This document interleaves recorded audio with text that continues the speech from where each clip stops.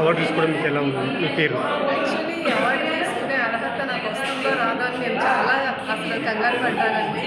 ఎందుకంటే శ్రీ రామ్ సత్యనారాయణ గారు నాకు ఈ అర్హతకి నేను ఈ అవార్డుకి నేను అర్హురాలని చెప్పేసి ఇచ్చిన అవార్డు ఇది.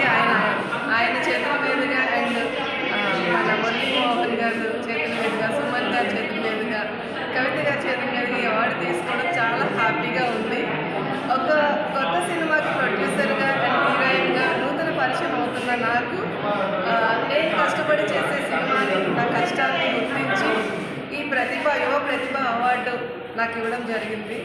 ఈ యువ ప్రతిభ అవార్డుకి నేను అర్హురాలని చెప్పేసి శ్రీ విజయాల సంజయ్ కుమార్ గారు కూడా నాకు రామసత్యనారాయణ గారికి పరిచయం చేశారు. ఆయన ద్వారా నేను ఈ అవార్డుకి అర్హురాలు అయ్యాను. కానీ చాలా హ్యాపీగా ఇప్పుడు మన స్వర్గీయులైన శ్రీ కోడి రామకృష్ణ గారు నాతో లేకపోవడం, ఆయన సినిమాలో నేను చేయలేకపోయినందుకు కూడా చాలా బాధాకరంగా ఉంది. ఎందుకంటే ఆయన ఉన్నంత వరకు నేను రాలేకపోయాను ఇండస్ట్రీలోకి. ఈ కళమ్మ తల్లి వేదికను నేను స్వీకరించలేకపోయాను.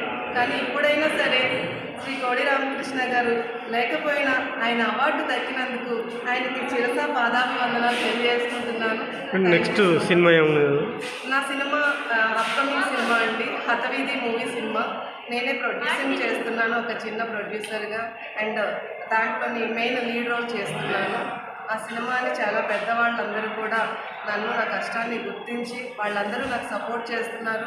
Mainly Suman sir and Bhanuchander sir, Satya Prakash గారు నా మూవీలో నటిస్తూ, ఆమెని గారు కూడా నాకు చాలా సపోర్టివ్గా ఉన్నారు.